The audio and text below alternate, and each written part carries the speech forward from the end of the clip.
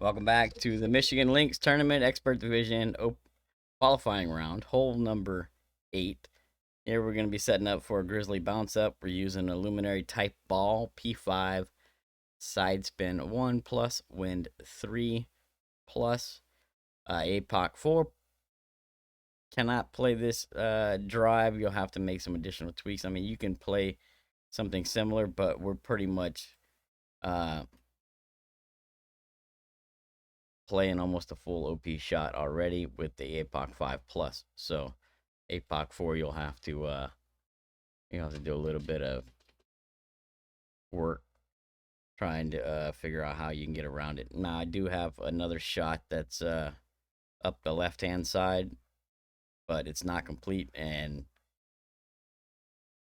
not sure if I'm gonna finish it or not.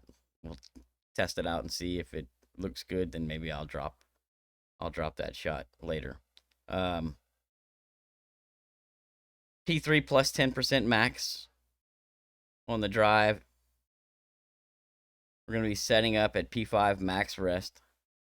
We're using 2 top spin, 1 right spin, no curl, and full OP. So our starting position is going to be based on this rock here. Basically what I'm doing is trying to line up my bullseye right into that top left corner of that rock. So if I was to draw a line through my bullseye, we should be coming down right in line with the top left hand side of that rock. You know, a little bit left or right isn't going to kill you here, but try and get, in that position.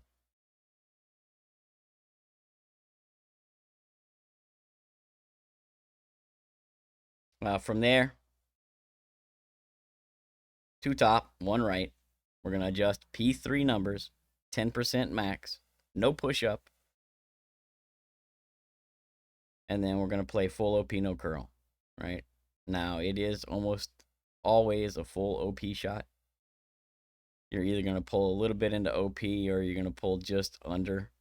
It's one of those, shots where you can get either. Thank you, Playdemic. And then, yeah, bang it down there. Now, greats have been safe both sides here. I haven't had any issues.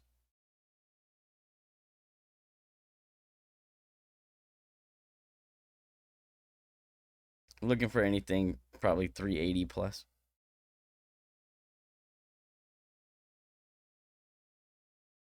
For the approach shot, played this one at P5 plus 35% at slider using 2 backspin and 1 left spin.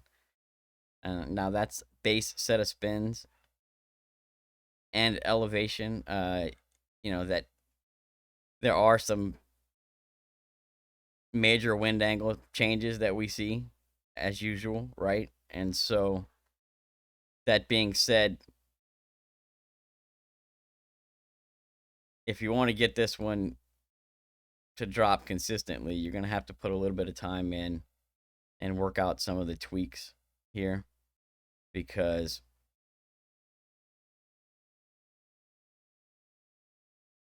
it changes how you need to play it between a headwind and a tailwind, or crosswind and tailwind, right? So this one here, if you look, you can see that pointed rock to the left sticking up, and then you can see the rock in the middle here, and I'm kind of right between the two. But there's another rock over here to the left, and I've been all the way over there. So we've seen wind angles all the way from here to here.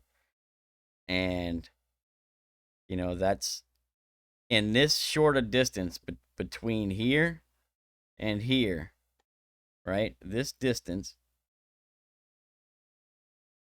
between that short a distance to have that large of a wind angle is ridiculous. Imagine you draw that out, right? how we're normally looking, in the background for our markers. If you draw this all the way out to the background, it's off the screen to the right. Now look at the wind angle, you know, from that perspective, and it just shows you how much we're seeing as far as wind angles go.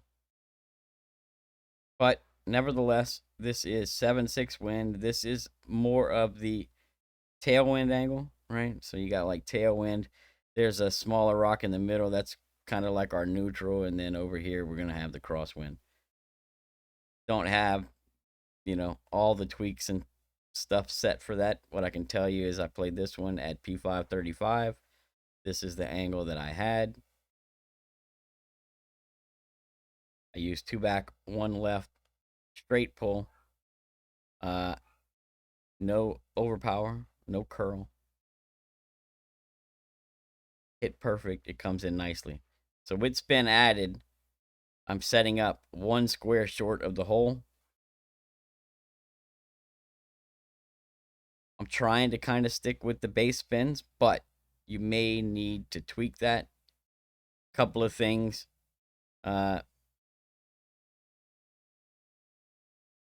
Beyond the standard shot for those that care and want to actually try and drop this with some consistency. I'm looking to try and keep my white ring between 2 to 3 rings from the fringe.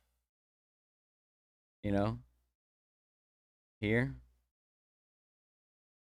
You can be a little bit further away. You can be 3 rings. But trying to keep it in the same general vicinity, my bullseye, right?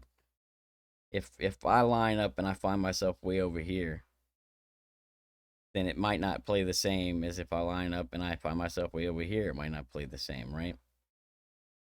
So the base spin is to kind of just get us in the area. But if your drive is short or your drive is long, you're going to need to add or subtract from the backspin and, well, probably from the side spin as well. We're using 2 back, 1 left. So what I would say and what I would recommend is that just try to keep your ball guide kind of looking the same. And if you notice, the tip of my ball guide just barely kind of kicks to the left a little bit. So everything is straight, straight, straight, straight. And then when it gets to the third bounce, it just kind of has a small kick to the left. That's kind of what I want to see.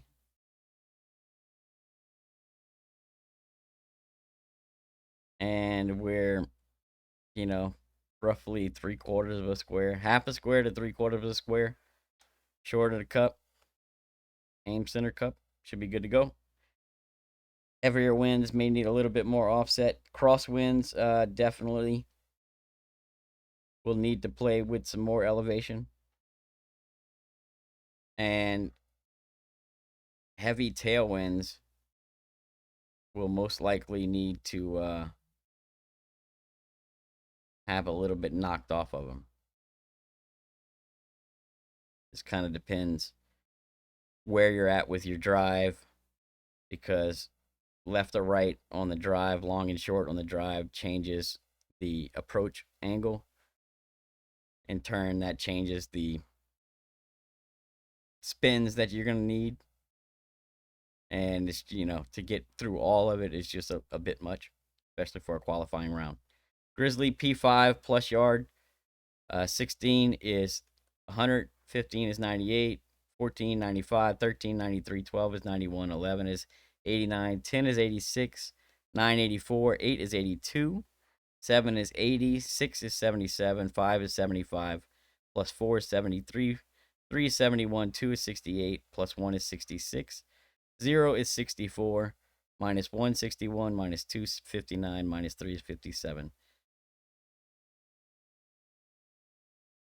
The shot is definitely makeable, and these base values will definitely get you close. Pay attention to your wind angle, your pull angle, Practice it a couple of times, see how it's coming in for you. You should only have to make some minor adjustments, and hopefully you'll be, walking away from hole 8 here with the eagle. Good luck, everyone. I hope you get it. We'll see you on the next one.